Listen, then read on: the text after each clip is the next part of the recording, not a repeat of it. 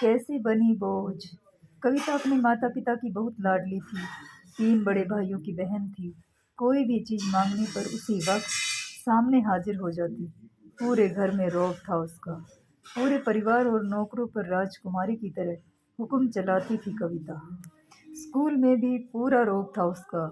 बड़े घर की लाडली जो थी, वह ऐसे ही अपने कॉलेज में दाखिला लिया। उसके ठाट-बाट, बड़ी गाड़ी में आना-जाना, हर दिन नया फैशन देखकर हर कोई उससे दोस्ती करना चाहता था।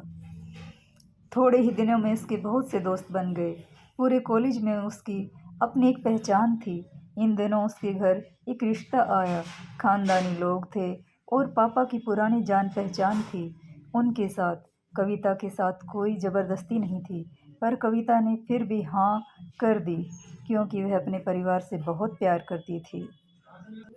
वह जानती थी कि वह लोग उसका अच्छा ही सोचेंगे। लड़के का नाम राज था। राज काफ़ी पढ़ा लिखा और समझदार लड़का था। ससुराल वाले भी बहुत अच्छे थे। ससुराल में कविता की जगह वैसी ही थी जैसी कि मायके में। कोई भी कार्य कविता की सलाह के बिना नहीं होता था। सबकी लाडली बहू बन गई थी वह। फिर उसके घर एक बेटे का जन्म हुआ। राहुल कविता को जान से प्यारा था। पोता पाकर ससुराल वाले तो फूल ही नहीं समाते थे। कविता कभी कभी सोचती थी, उसकी किस्मत कितनी अच्छी है। उसका हर अपना उसे कितना प्यार करता है। चाहे जीवन में कैसा भी समय आए, मेरे अपने हमेशा मेरे साथ हैं। मैं कभी अकेली नहीं हो सकती। कितनी खुशकिस्मत हूँ मैं। पर शायद कविता की खुशियों को उसकी अपनी ही नज़र लग गई थी। एक दिन वह मायके जाने की जिद कर बैठी। राज को बहुत काम था, लेकिन वह फिर भी उसे ले गया। रास्ते में उनकी गाड़ी अन्य गाड़ी से टकरा गई। कविता, राज और राहुल बुरी तरह से जख्मी हो गए। काफ़ी दिनों के इलाज के बाद राज और राहुल तो ठीक हो गए, लेकिन कविता पूरी तरह से ठीक न हो सकी। सर पर चोट लगने के कारण वह अपनी आँखों की रोशनी खो बैठी। अब कविता की किस्मत जैसे उल्टे पाँव चलने लगी। मायके वाले कुछ दिनों तक उसे मिलने आते रहे, फिर कभी कभार फ़ोन ही करके पूछ लेते कि अब कैसी हो। धीरे धीरे सिलसिला भी कम हो गया। ससुराल वालों की सहानुभूति भी कम होने लगी। घर में किसी को पास बैठने के लिए कहती तो जवाब मिलता, बहुत काम है, अब तुम भी हाथ नहीं बटा सकती। राज भी चिड़चिड़ा हो गया था बहुत।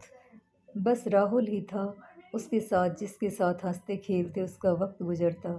एक दिन कविता के हाथ से कुछ सामान गिर गया, जिसकी वजह से राहुल को हल्की सी चोट लग गई। कविता की सास ससुर ने राहुल को उससे अलग कर दिया कि कहीं उसके ना देखने की वजह से बच्चे को कोई नुकसान ना हो जाए।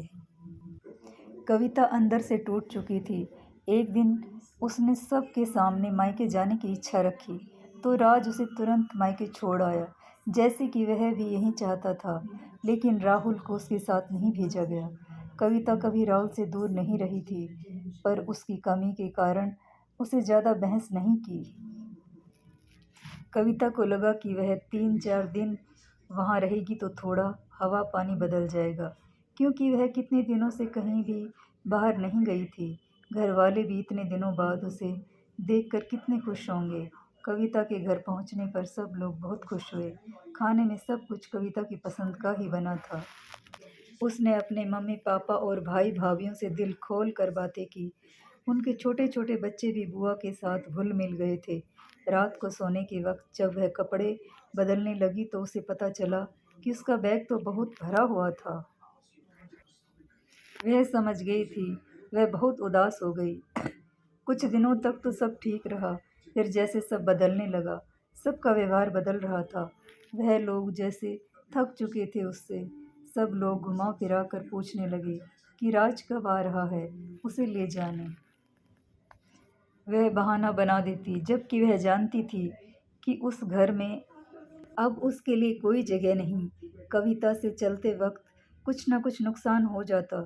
थोड़ी बहुत टोका टोकी उसे सुनाई देती, वह टाल देती। एक दिन उसके हाथ से लगातार एक कीमती फूलदान टूट गया। छोटी भाभी ने बहुत हंगामा मचाया। कविता के माता पिता रोज़ रोज़ के झमेलों से तंग आ गए थे। उन्होंने राज को खुद से फ़ोन कर दिया। राज कविता को अपने घर ले गया। कविता को अपने परिवार वालों से ये उम्मीद न थी। जिस कविता के कहे बिना घर में एक पत्ता भी नहीं हिलता था, अब उस घर के लिए वह बोझ बन चुकी थी।